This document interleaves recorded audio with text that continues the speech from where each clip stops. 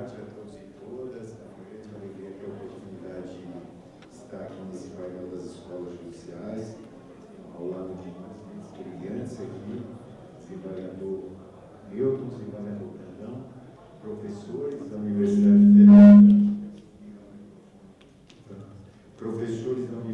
Federal do Maranhão e do Piauí, dois julgadores da terceira sessão, que conhecem bem os desafios da primeira região, os aspectos regulatórios, as grandes demandas que passam pela Justiça Federal, desembocam na terceira sessão. Duas mentes brilhantes, realizadoras, inspiradoras e que lideram pelo exemplo. Os dois gabinetes aí sempre saneados, com procedimentos ágeis e utilizando aí os princípios da inteligência artificial generativa, procurando fazer da tecnologia uma ferramenta adequada para resolver os conflitos. Esse painel aqui das escolas judiciais e a tecnologia, nós temos uma primeira questão que ela é um pouco evidente, né? A conscientização sobre o uso da tecnologia, ela passa pela escola judicial. Não tem como você falar em tecnologia sem uma formação inicial e continuada, a razão pela qual é uma honra para o TRF1 ter a oportunidade de sediar essa edição do ENASTIC. Além disso, em relação à questão da tecnologia, nós temos uma ironia aqui no mundo ágil. Qual que é a ironia com a qual nós nos deparamos no mundo ágil? A ironia é que, por um lado, estamos hiperconectados, estamos todos aí no smartphone, todos ao mesmo tempo conectados e, ao mesmo tempo, cada um mais distante do outro. Então, estamos mais isolados e, ao mesmo tempo, mais conectados. E o que seria o diferencial nesse mundo ágil do século XXI, da inteligência artificial generativa? O diferencial é a reunião em um ambiente colaborativo com um propósito maior, que é exatamente o que nós estamos a fazer aqui presencialmente. Porque nós, aqui na escola do TRF1, nós, como todos os outros, ao enfrentar a pandemia, tivemos um ponto de inflexão. Praticamente, nós tínhamos um modelo muito incipiente de educação à distância, no que se refere à formação inicial e continuada de juiz. E, a partir da pandemia, uma revolução silenciosa se impôs, né? Seja pela questão de julgamento de processo, seja pela questão da escola. Então, fizemos fóruns jurídicos virtuais, webinários virtuais, a parceria com a rede de inteligência, que é presidida pelo desembargador Brandão, em que nós procuramos debater temas práticos, inclusive justiça digital e acesso à justiça. Já tivemos esse tema também na rede de inteligência. Da mesma maneira, a rede e a COGEF trabalhando com os pontos de inclusão digital. Então, para materializar, para efetivar, nós precisamos desse diferencial no mundo ágil, que é desacelerar em um exercício de metalinguagem, promover uma reflexão nesse ambiente colaborativo, para que a partir de trocas no campo horizontal, porque ninguém aqui vem como professor, ensinar juízes, fazer uma formação de continuada de juiz, demanda princípios da andragogia, que na verdade é a pedagogia para adultos, ou seja, valorizar toda aquela bagagem de cada um e, a partir de trocas horizontais, ter a formação do conhecimento e ter a possibilidade do uso da tecnologia. Eu queria trazer aqui, dentro da ideia de Antônio Machado, a ideia da tecnologia para a nossa escola judicial, no sentido de que não há um caminho pronto e acabado. Aquela ideia que Antônio Machado diz, caminhante, não há caminho. O caminho se faz ao caminhar. Então, nós vamos construindo esse caminho dentro da ideia de Antônio Machado. Eu queria trazer um brainstorm, 3 sementes aí que possam ser aqui lançadas para germinar em terra fértil. A primeira, a videoaula, a educação à distância, ela é muito diferente da aula gravada. Então, eu vejo pessoas falando assim, vamos fazer uma pós virtual. E aí vai lá, da mesma maneira que presencialmente, vai fazer a aula gravada, sem nenhum pressuposto de tecnologia, sem se valer das ferramentas e dos instrumentos, sem atentar que o meio muda a forma e o conteúdo da comunicação. Então, falar para alguém que vai assistir pelo YouTube ou pelo Teams é muito diferente de você falar presencialmente. A pessoa tem muito mais distrações e os princípios da educação demandam uma abordagem completamente diferenciada, que seja interativa, que possa fazer com que haja alguma aproximação. Então, videoaula é muito diferente de aula gravada, tal como o processo digitalizado é muito diferente do processo eletrônico. Essa digitalização que a gente teve que fazer na pandemia, ela foi uma obrigação para que nós saíssemos daqueles processos físicos, mas quem vai trabalhar no processo antigo, de 20 volumes que foi digitalizado e inserido no PJ, não tem as tags, não vai acessar nada. Então, da mesma maneira que o processo digitalizado não é processo eletrônico, a aula gravada não é videoaula, né? Outra coisa que cumpre aqui dizer é que o sucesso da escola judicial aliada à tecnologia, ela demanda também um ambiente virtual com uma usabilidade, um chamado UX design, ou seja, uma arquitetura do meio ambiente virtual que permita ao usuário uma experiência intuitiva, amigável, rápida, porque senão não vai ter o uso dessa plataforma e as potencialidades não poderão ser aproveitadas. Nesse sentido, a nossa escola, ela busca sempre aprimorar. Nós temos o ead.tf1.jus.br/smaf, a nossa plataforma Moodle. Lá consta tudo que a gente já fez, tudo que a gente vai fazer, o ontem, o hoje e a proposta para amanhã, que é o nosso plano estratégico para os próximos anos da escola. Então, agora estamos no EAD 25, que é a gestão 360 graus, um curso que até é híbrido, porque ele nasce aqui, uma aula inaugural presencial e depois continua virtualmente, né? Ao mesmo tempo, então, nós temos que ter aí, para uma escola judicial de sucesso, que use a tecnologia de forma adequada, primeiro, aulas totalmente voltadas e pensadas para um ambiente virtual de aprendizagem, sendo que o meio muda a forma de conteúdo da comunicação. Segundo, uma plataforma amigável, intuitiva, que estimule os usuários a postarem no Moodle, a colaborarem e construírem coletivamente o conhecimento. E, por fim, uma reflexão aí sobre o que eu chamo de efeito sanfona. Quando veio a pandemia, todo mundo, a educação tem que ser virtual. Agora, estamos todo mundo em casa, é mais barato. E, ao mesmo tempo, na qualidade de coordenador pedagógico, eu tenho sempre que ouvir as pessoas, o que elas acham. E um cansaço muito evidente do virtual, né? As pessoas querendo os encontros presenciais, dizendo assim, quando é híbrido, eu assistir de longe não é a mesma coisa, porque eu quero a troca, eu quero o intervalo junto com o aluno.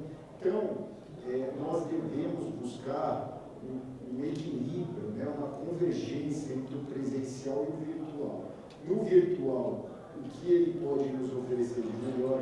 Automação, rotinas que facilitem a aprendizagem, educação adaptativa, em que o juiz, ao entrar na plataforma, ele consiga ter conteúdo suficiente para achar justamente o que ele precisa para melhor fundamentar sua decisão, para melhor compreender eventualmente uma demanda complexa nova que chega, para achar precedentes também, e o presencial para que as trocas qualitativas possam ser feitas em um ambiente horizontal. Então, essas são as ideias iniciais que eu queria trazer aqui, em termos da escola, dizer do que a escola tem feito, que são esses webinários, os fóruns jurídicos, os cursos presenciais e virtuais também, a parceria com a rede de inteligência, porque a abordagem da escola hoje ela é totalmente orientada para a formação prática e para as necessidades concretas do juiz, e o desafio de fazer, provavelmente no início do ano que vem aqui no DF1,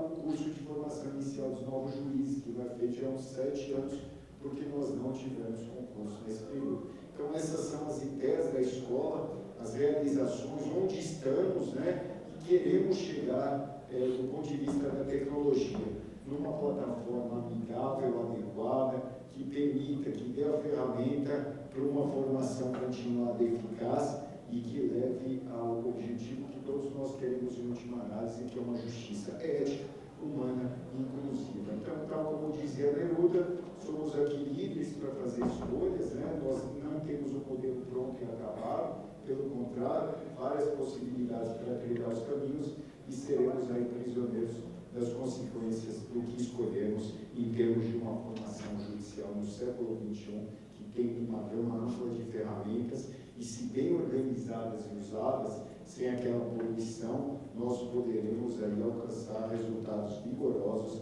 que levem a uma justiça célere, rápida e eficaz. Dito isso, eu vou passar a palavra aqui para o desembargador Brandão. Vai ter que escolher um tema, né, Brandão? Tem tanta coisa aí que você podia falar. Fique aí à vontade. Bem, pessoal, boa tarde. Boa tarde. Boa tarde. Circunspecto. Já estão cansados, né? 48, 24 horas de ar, mais 24 horas. E com esse tema da tecnologia, certamente os chifres de vocês já estão quase de superaquecimento. Então, eu queria saudar a organização da Picos, sempre é um evento que traz momentos de reflexão, momentos de encontro também. A gente muda a nossa programação institucional nesses anos.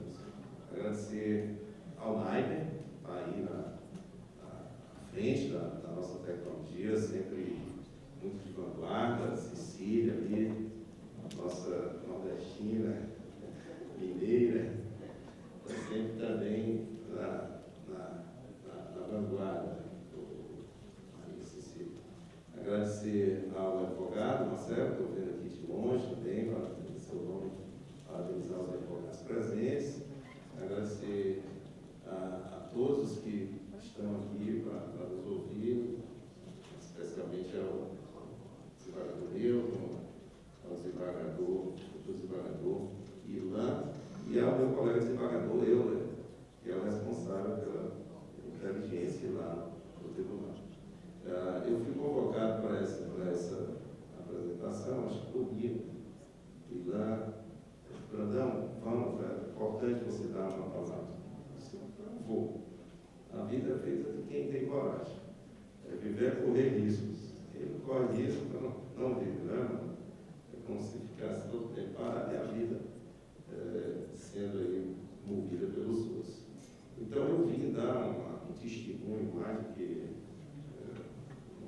uma apresentação técnica, mas um testemunho de quem vive o judiciário há muitos anos. Estou vendo ali, acho que Antônio Francisco, também o colega lá da Juiz Federal, o Alexandre Infante, lá de Minas Gerais. O Antônio Francisco é contador, fez contabilidade.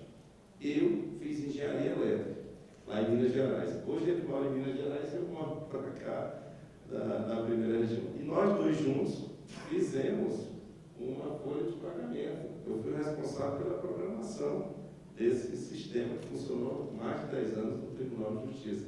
E ele fez a parte de organização, lá na parte financeira. Então, Antônio Francisco, agora nós novamente, não sei se por acaso ou por providência, nós nos encontramos aqui, abrindo esses horizontes que precisamos abrir dentro do Judiciário.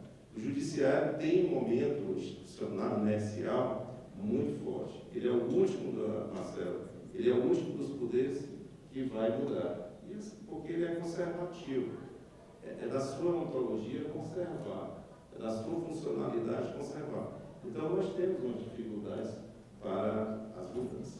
Mas o que nós devemos fazer agora é transformar, pessoal. Esse é o momento da mudança, da transformação. Transformação de pensamentos, transformação da palavra, transformação das ações. Então, nós assumimos, por exemplo, vou dar um exemplo para vocês, assumimos a coordenação dos juizados especiais federais na primeira região. Há muitos anos atrás, instalamos lá no estado do Piauí e enfrentamos dificuldades e adversidades também de mentalidades que não querem, né? Acompanhar, sincronizar-se com o ritmo dos nossos tempos. Então, assumi a coordenação, estou concluindo agora esses 2 anos. Por isso é que, Ilan, talvez você tenha nos convidado para prestar esse testemunho, mas enfrentamos muitas dificuldades também.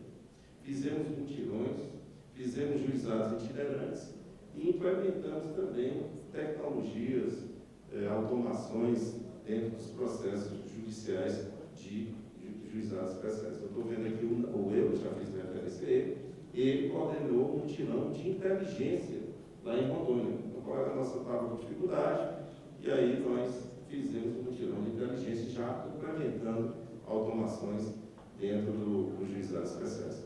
Foi um sucesso esse evento, e agora nós vamos fazer talvez um nacionalmente. Olha o que a tecnologia nos permitiu. Primeiro, equalizar a distribuição entre os juízes de turmas recursais. Então imagine assim, eu estou no estado tal, tem poucos processos que me chegam. Eu estou no estado do Maranhão, muitos processos. Então fica uma divisão que não é equânime e não é harmônica com o sistema. Então a forma de racionalizar é distribuir de maneira mais equânime distribuir entre os colegas os processos. Fizemos isso. É fácil? Não, pessoal. Nós passamos quase 8 meses para implementar algo que é simples, mas que tem resistências também. Então, Piccoli, eu queria dizer para você que essas resistências existem e elas são políticas institucionais. Então, nós temos que ser aqui, temos que ter uma postura também política, uma postura de coragem também. Não basta ter só fé, é necessário ter coragem. E a coragem para lutar, para transformar é difícil. Então, fizemos essas turmas recursais 4.0. Agora, tem alguns processos, por exemplo, LOAS. Os padrões de decisões são padrões previsíveis, os modelos são bastante previsíveis. Então, nós podemos implementar também automação na elaboração de minutas. E podemos também não fazer só, pessoal, que é isso que nós temos que aprender. Marcelo, temos que aprender que sozinhos nós não podemos mover o mundo. Nós precisamos uns dos outros. O William usou diversas palavras que estão nos conclamando a nos aproximarmos, a nos encontrarmos. Então, cooperação, diálogo, parcerias, tudo isso é muito importante. Olha, só estarmos aqui, todos esses tribunais, com essa possibilidade desse encontro, para que nós possamos fazer novos encontros e, assim, parcerias de ações institucionais, isso é muito importante, porque sempre fomos acostumados, por uma questão de preservação da imparcialidade, a atuarmos sozinhos. Eu lembro quando eu fui coordenador, lá nos juizados especiais federais, eu recebia 100 processos por dia. Eu só tinha 4 servidores. Qual era a minha fortuna? É que, como sendo professor da Universidade Federal, eu, usando também na base da coragem e da fé, eu disse, eu vou chamar os alunos para me ajudarem. Eu não tenho pressão de receber 100 pessoas por dia aqui. Aí chamei os alunos. Quando chamei os alunos começaram a trabalhar, aí os colegas disseram, mas isso está muito informal, tem que formalizar isso, isso não é possível. Mas aqui é o modelo clássico, e que temos os servidores, e a gente não pode agregar nenhuma outra força externa. Então, nós vamos fazer agora os convênios. Convênio, não tem quem faça assinar um convênio desse, porque nós vamos quebrar a nossa imparcialidade. Mas é convênio com a Universidade Federal, é convênio com o INSS, é convênio com a Caixa Econômica Federal. De jeito nenhum, são clientes aqui da Justiça Federal e podemos perder a imparcialidade. A minha sorte é que quem estava na presidência, foi o mesmo que construiu essa escola da magistratura, o desembargador Catão Alves, que nós já fizemos, inclusive, o Centro Júfio, uma homenagem a ele, uma homenagem merecida. Ele disse, Brandão, eu vou aí assinar esse convênio. Estava ele e a desembargadora Selene Maria. E Selene foi também assinar esse convênio. E para fazer uma festa cívica, nós conclamamos, então, todos os presidentes de associação de bairro, porque a sociedade precisa participar da justiça. Olha, a justiça não é monopólio do judiciário. Marcelo, não é monopólio do judiciário. A justiça é um compromisso cívico, é uma ideia, uma inspiração, enfim, não é algo só do judiciário.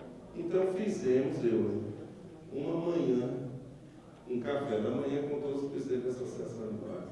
Convocamos os 2 melhores violeiros, repentistas do país, foram para lá, uns vaqueiros que nós tínhamos lá, 40 vaqueiros, fantasiamento tudo de chapéu, gibão de couro, peneira, e aí cantaram os hinos nacionais também. Foi uma festa linda. E esses convênios estão assinados desde aquela época e eles estão dando suporte jurídico a essa aproximação entre essas instituições e a Justiça Federal no Estado do Piauí. Mas é difícil, porque isso tem que usar também, porque a gente não acreditava muito, porque nunca tinha feito isso. E é isso que a gente precisa ter, uma abertura para o experimentalismo. Experimentar, pessoal. Experimentar. Nem todo mundo dentro do Judiciário tem coragem e usa experimentar. Então, nós temos que ter a ousadia de ter novas experiências, novas programações dentro do Judiciário. Algo que a gente inovou também dentro da coordenação dos juizados especiais foi instalar os postos avançados da Justiça Federal, Infante, os mais distantes rincões do país. E nós temos lugares que estão a mais de 1.000 quilômetros da sede da Justiça Federal.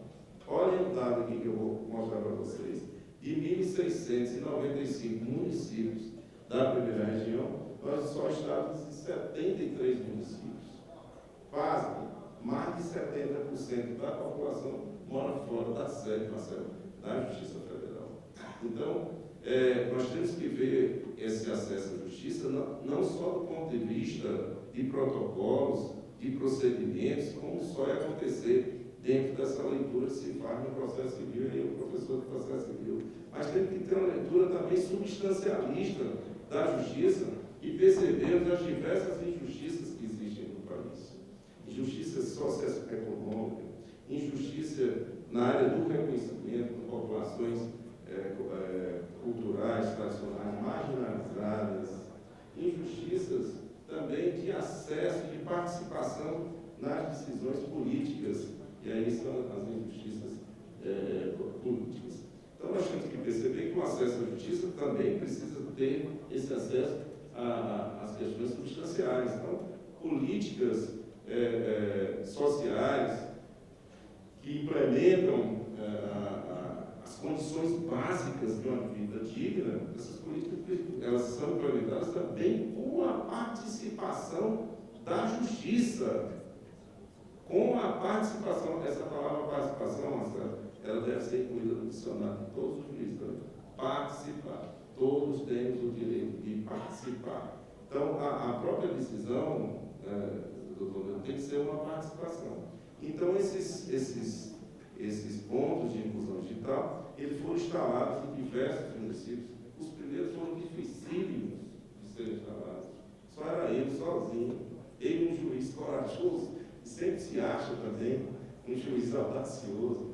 E aí começamos a instalar o segundo, o terceiro, o quarto, daqui a pouco, ministros já estavam participando também da instalação dos postos avançados. E sabe quem está presente, doutora Cecília, na instalação desse posto avançado? As mães. As mães. É uma coisa que a gente não imagina. Elas vão me abraçar, doutor Brandão, o que o senhor está fazendo é trazer um símbolo, um conceito para a nossa, de civilização para a nossa terra. E o meu filho agora vai ver o senhor, vai ver o procurador da República, vai ver o advogado e vai ser um exemplo para ele também. Então, essa presença institucional da Justiça Federal no interior rompe também com um certo tipo, um padrão de Estado unitário que nós desenvolvemos no país, que nós precisamos reprogramá-lo também, descentralizando seus serviços, aproximando esse Estado, toda essa máquina burocrática, aproximando da cidadania. Vamos encerrar essa nossa missão, daqui a um mês ou 20 dias, mas vamos instalar diversos postos avançados aí.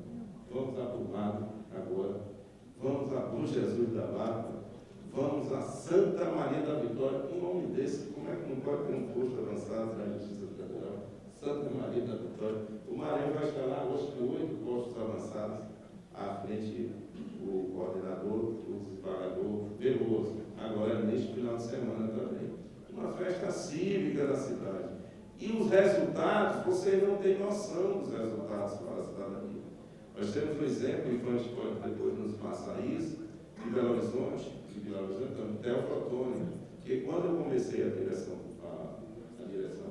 nessa juizada, a Sexta Região estava conosco ainda. E havia um juiz, Antônio Russo, que disse: doutor Brandão, estou querendo instalar, mas estou preocupado, vamos instalar. Ele ficou tão corajoso, Cecília, que ele instalou 11 postos avançados em 11 municípios da seção dele. Resultado, o processo, ele diminuiu de mais de 2 anos a tramitação dele e agora está com menos de 60 dias na tramitação dos processos. Por quê? Porque todos participam, os servidores do município participam, os estagiários da prefeitura também participam. Então, isso reduz demais o custo do Brasil também, pessoal. Quando nós compartilhamos estruturas, compartilhamos os desafios, nós diminuímos o custo também da prestação do serviço, qualificamos, melhoramos, aproximamos, tornamos mais adequada a decisão também. Então, esse exemplo que eu estou falando para os senhores, nós estamos levando também, automatizando diversas rotinas e temos inúmeras experiências dentro dos juizados especiais. Agora, o que a gente precisa fazer? Uma feira de boas práticas, entendeu?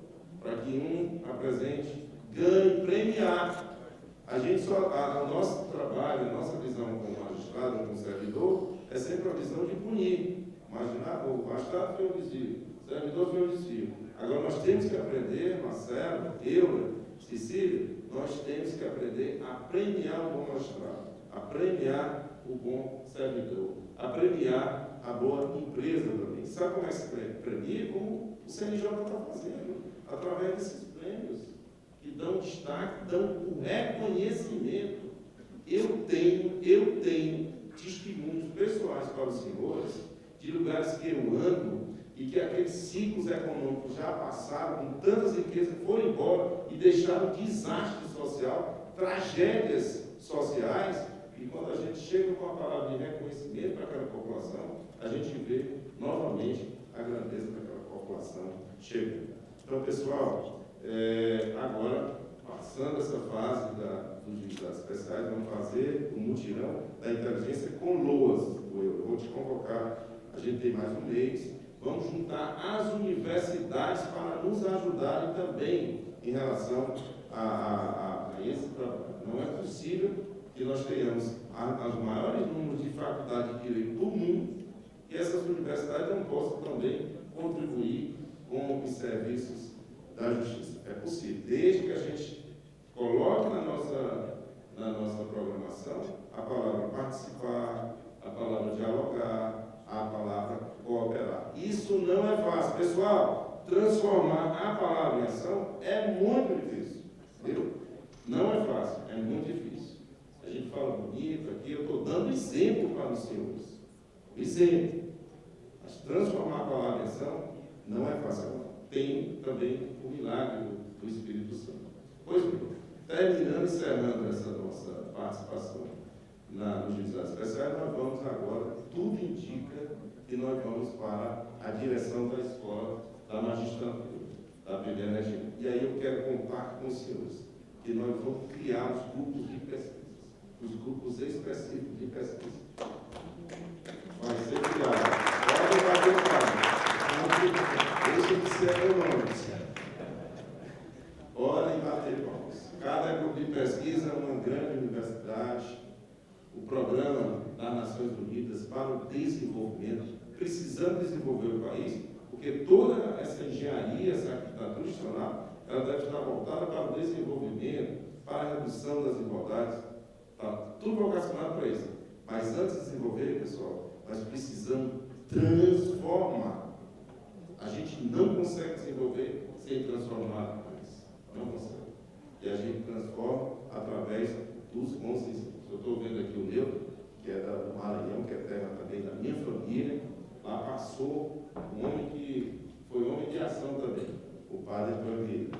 Ele dizia o seguinte: se você quiser falar aos ventos, bastam as palavras. Mas se quiser cantar aos corações, são necessárias as outras. Então é isso. Muito obrigado. Parabéns a todos.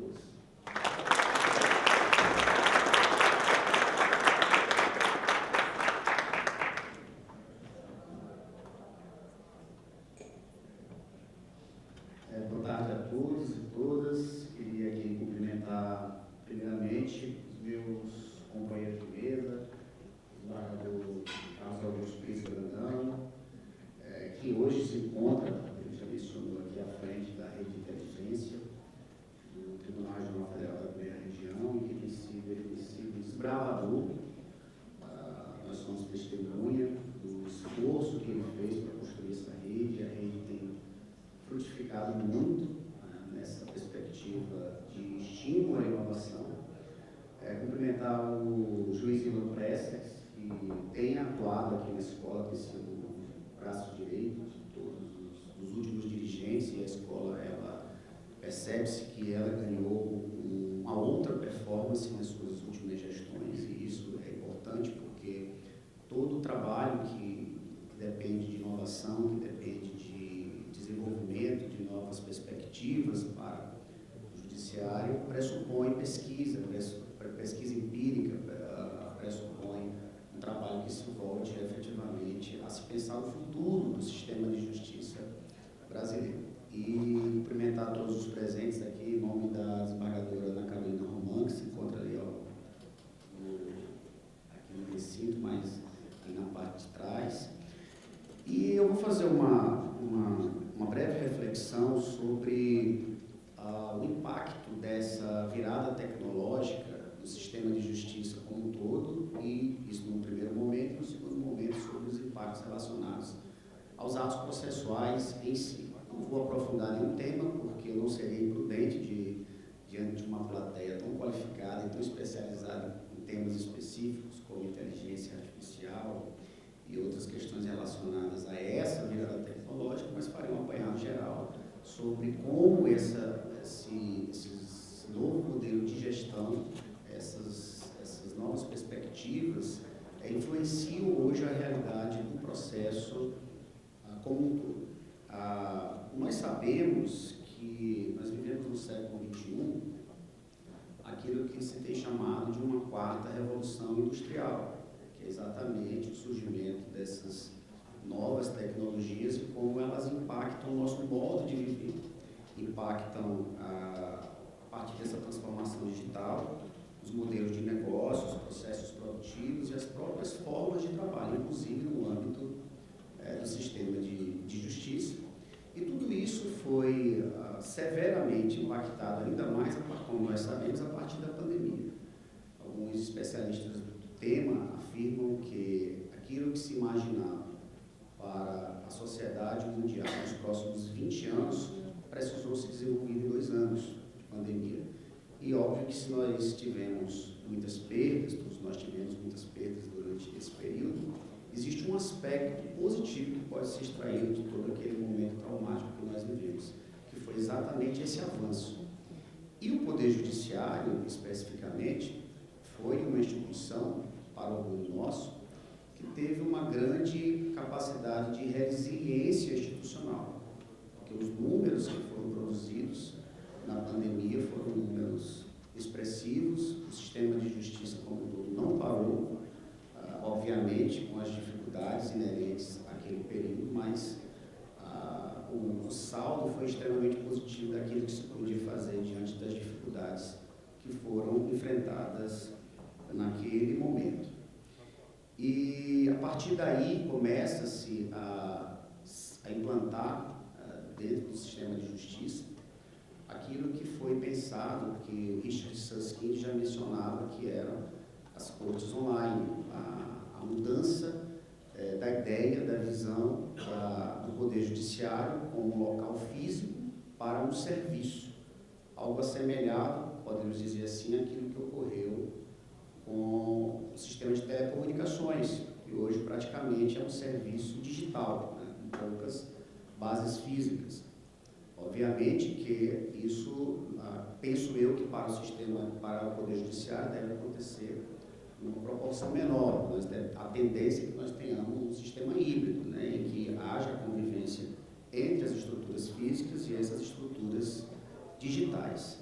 Mas o fato é que aquela ideia que em algum momento houve uma resistência, e nós, seres humanos, temos uma tendência natural a resistir ao novo, aquilo que foi imaginado como sendo algo muito distante, que era essa no serviço e não no local, é algo que vem realmente acontecendo, e o desembargador Brandão, que tem estado à frente aqui na coordenação dos juizados, é um entusiasta e tem realmente implementado essa ideia dos pontos de inclusão digital, pode falar disso até melhor do que eu, que é exatamente uma aproximação, algo que permite que se tenha efetivamente esse acesso à justiça digital. Não adianta nós termos um modelo de uma justiça digital que só atinja as capitais ou os municípios mais favorecidos. Então, o ponto de inclusão digital ele vai ter um papel relevante dentro desse mecanismo de distribuição de justiça quando eles aproximam a justiça daquela população mais carente, aquela população que se encontra mais distante dos grandes centros.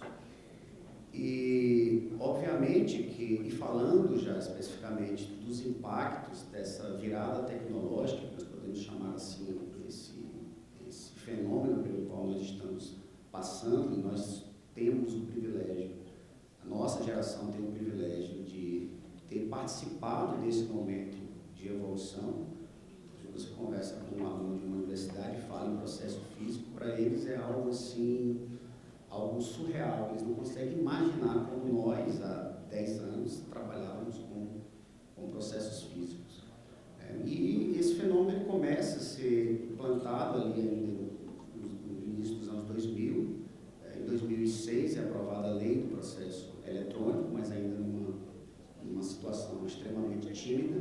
E isso veio evoluindo, é concebido pelo Conselho Nacional de Justiça. O modelo do PJE, que foi severamente criticado, havia muita resistência ao PJE, tanto que alguns tribunais optaram por não usar, nós sabemos disso, o PJE, mas o fato é que o PJE vem vencendo as barreiras. Né?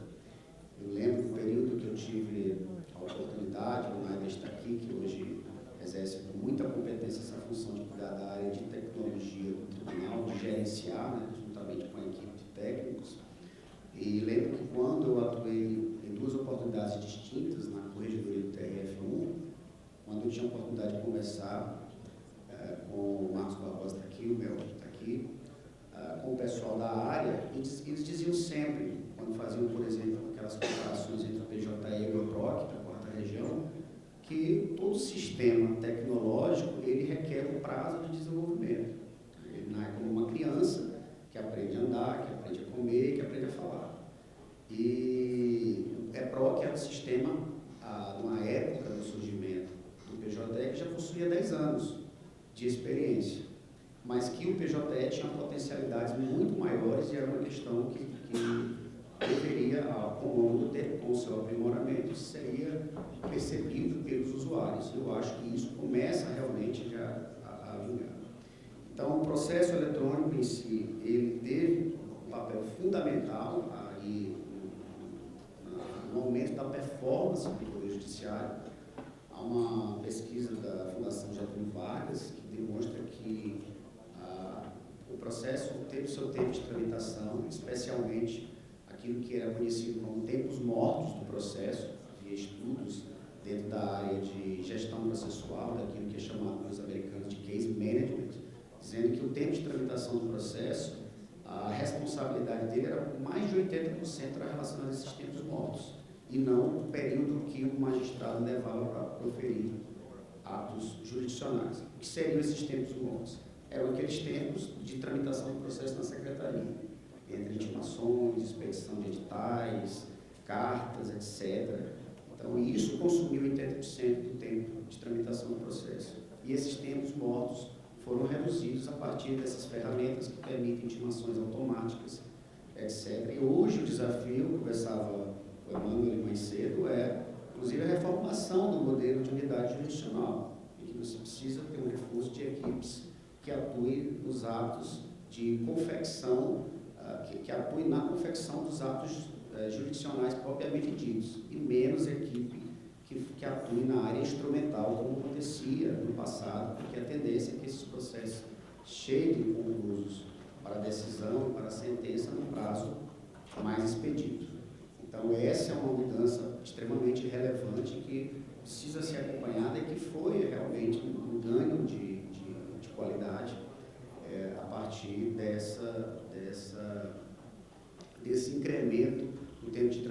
a partir da implantação do processo eletrônico. Dentro ainda, falando aqui rapidamente sobre esses impactos na sistemática dos atos processuais, de forma propriamente dita, os modelos atuais, os mecanismos tecnológicos permitem também o fortalecimento do sistema de precedentes que foi concebido pelo Código de Processo Civil de 2015. Por quê? Porque o modelo de precedentes, para realmente ter eficácia, ele pressupõe uma capacidade dos órgãos jurisdicionais de identificarem as hipóteses de rastro de acidente, aqueles casos que são considerados que possuem as mesmas razões de decidir, e os casos que dependem de uma distinção de casos. Então, a inteligência artificial, que começa a ser implementada nos tribunais, nessa perspectiva, irá também contribuir severamente para que nós possamos ter uma maior acurácia nessa sistemática de identificação dos casos idênticos, daqueles casos que são distintos, isso num tempo menor. Eu lembro que quando foi concebido o Victor no Supremo Tribunal Federal, um dos dados que eram apontados era que o Victor conseguia fazer, salvo engano, em 5 segundos aquilo que o homem levava 40 minutos para fazer, né? E com um percentual de acerto maior do que aquele que a atividade humana era capaz de fazer, e isso vem sendo aí o além do TRF1, outras, nós já temos hoje ferramentas no PJE que permitem uma triagem mais qualificada, uma triagem mais precisa de casos, e isso permite que haja uma melhor gestão das chamadas demandas repetitivas. Isso tem se refletido, inclusive, na performance do tribunal.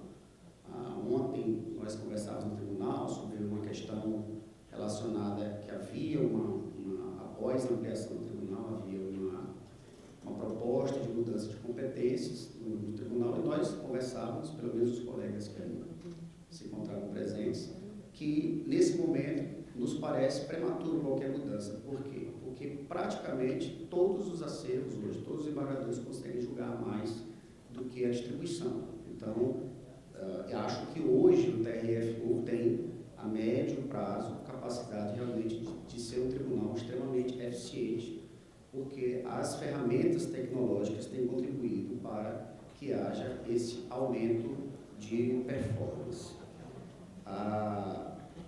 Um outro ponto que me parece relevante é que, no campo probatório, esse é um ponto extremamente importante, que vem sendo estudado pela doutrina, há uma tendência, novamente, isso já aconteceu em outros momentos da história do direito processual, a prova testemunhal foi considerada no passado, e esse é um jargão que se utilizava muito, a rainha das provas, né? E hoje há uma tendência maior ainda a esse enfraquecimento da prova testemunhal, a partir da perspectiva de avanço das provas digitais, né? Juntada de conversas de WhatsApp, redes sociais, fotografias, uma documentação extremamente vasta, em terabytes, e isso é uma questão que precisa ser trabalhada, e que o grande desafio hoje no campo probatório não é nem a questão da prova, mas assim daquilo que vem sendo convencionado, chamar de metaprova, que é a prova sobre a prova, que é a comprovação da autenticidade dessa prova digital, na medida em que ela pode ser manipulada, ela pode ser facilmente manipulada.